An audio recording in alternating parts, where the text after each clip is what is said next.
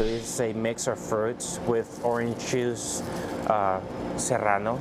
Inside Thisos Pops and Ice Cream in South OKC, you'll find a taste of Mexico. It's a place where tradition and imagination meet. We make them with love. You can tell by just looking at them how beautiful they are. It's like making art. Roberto Godinez is CEO of the shop, but it all started with his grandparents, who are from Tocumbo, Michoacan, known as the birthplace of Mexico's paleta industry.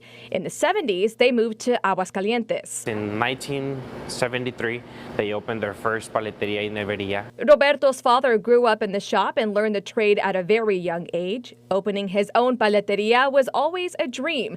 In 2013, the family moved to Oklahoma City and opened a storefront. It was Paleteria y Nevería El Buen Gusto Michoacana.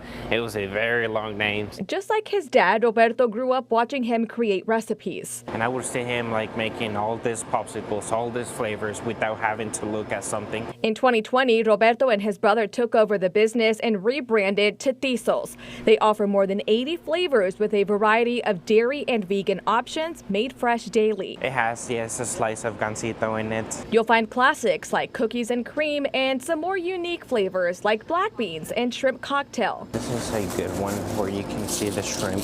The popularity of the Mexican paleta has grown in the U.S. For Roberto and his family-owned business, bringing these traditional flavors to the community is a dream come true. And I remember how excited we were about this, opening up a business in another country for the first time. Oklahoma has more than 20,000 Hispanic-owned businesses, and in recent years, the amount of businesses owned by younger Latinos has grown.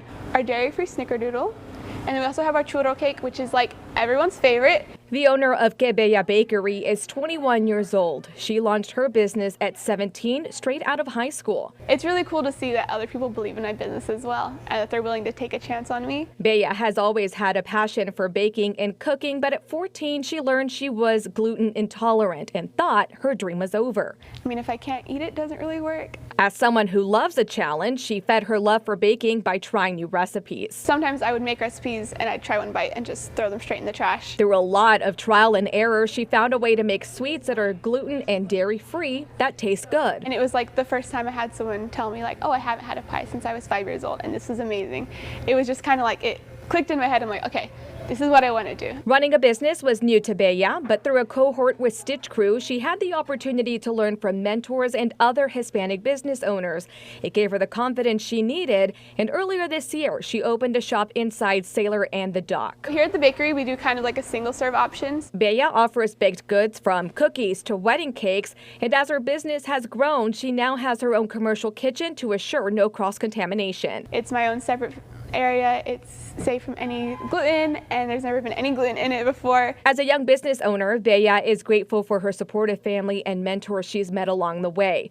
Her message to other hopeful entrepreneurs: go for it. If it's something that you love and it's something that you know that you're meeting a need, it's so worth it. The Latino community continues to be a growing economic force in the state, and businesses like Thisos and Que Bella Bakery are just a glimpse into what passion and hard work can lead to. Alejandra Briones, KOCO 5 News.